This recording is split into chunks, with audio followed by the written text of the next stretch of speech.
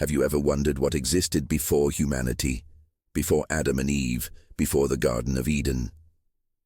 The Bible is filled with incredible stories, but lurking in its ancient texts are whispers of creatures so immense, so powerful, they make dragons and giants seem like house pets. Today we're diving deep into the pre-human world to uncover the 7 secret monsters of the Bible. Buckle up, because things are about to get epic. First on our list is a name you might know, but its true form is far more terrifying than you can imagine: Leviathan. Often pictured as a giant whale or sea serpent, the biblical Leviathan is something else entirely. The book of Job describes it as a creature no man can tame. Its scales are like rows of shields, tightly sealed together. Fire-breathing isn't just for dragons. Leviathan breathes out flames, and smoke pours from its nostrils like a boiling pot. This isn't just a big fish, it's a primordial chaos monster, a living embodiment of the untamable sea, ruling the abyss long before the first human ever saw the ocean.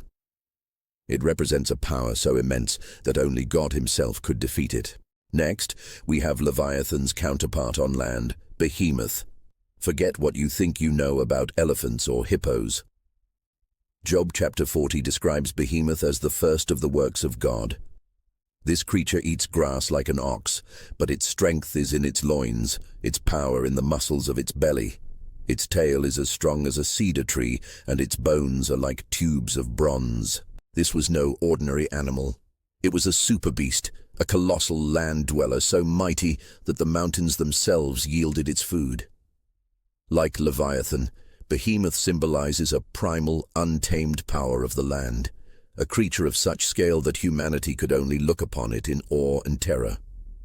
Our third monster takes us to the skies, the Ziz. While not explicitly named in most Bible translations, the Ziz is a creature from Jewish folklore, a monstrous bird so enormous that its wingspan could block out the sun.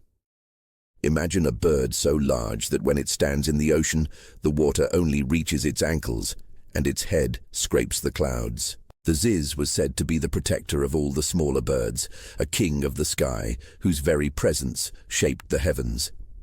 It represents the untamed majesty of the air, a power soaring above the world before mankind ever dreamed of flight.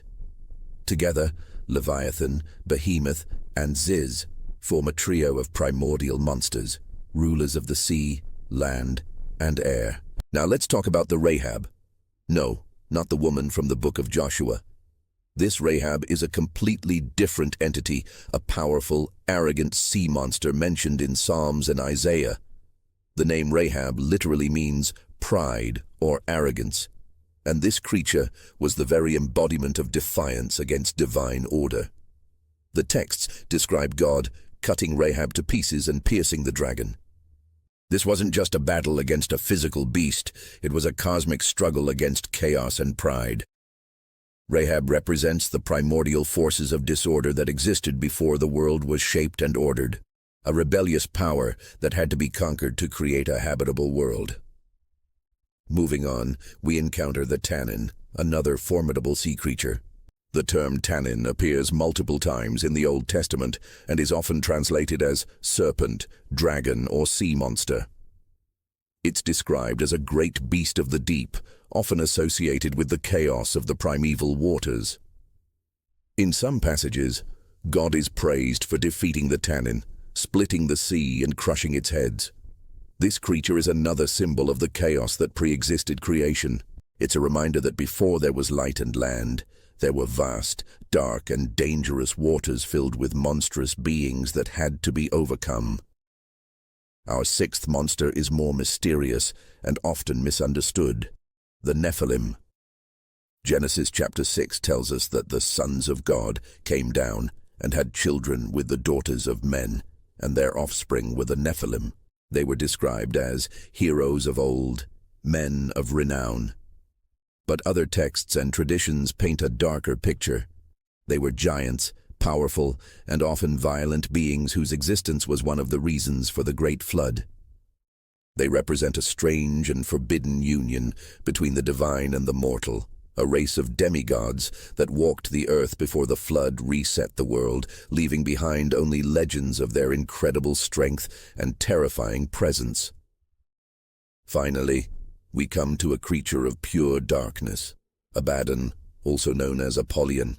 While prominently featured in the Book of Revelation as the Angel of the Abyss, the concept of a destructive entity from a bottomless pit has much older roots.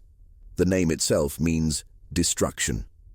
Abaddon represents a pre-human, primordial force of entropy and endings. Before there was creation, there was the potential for uncreation, a void of pure destruction. In the pre-human world, this force was a raw, untamed power, a king of a locust-like plague from the abyss. This isn't just a monster you can fight. It's the very concept of destruction given a name and a terrifying form. So there you have it. Leviathan, Behemoth, Ziz, Rahab, Tannin, the Nephilim, and Abaddon. 7 monstrous, powerful entities that ruled the land, sea, sky, and even the abstract realms of chaos and destruction. These creatures weren't just random beasts. They were symbols of the untamed, chaotic world that existed before humanity. They represent the immense power and cosmic battles that took place to shape the world we know today. Their stories are a glimpse into a time before time, a primal age where monsters were real and the universe was still being forged. What other hidden tales do you think are waiting to be discovered in ancient texts? Let me know in the comments below. Thanks for watching, and don't forget to like and subscribe for more deep dives into the unknown. See you next time.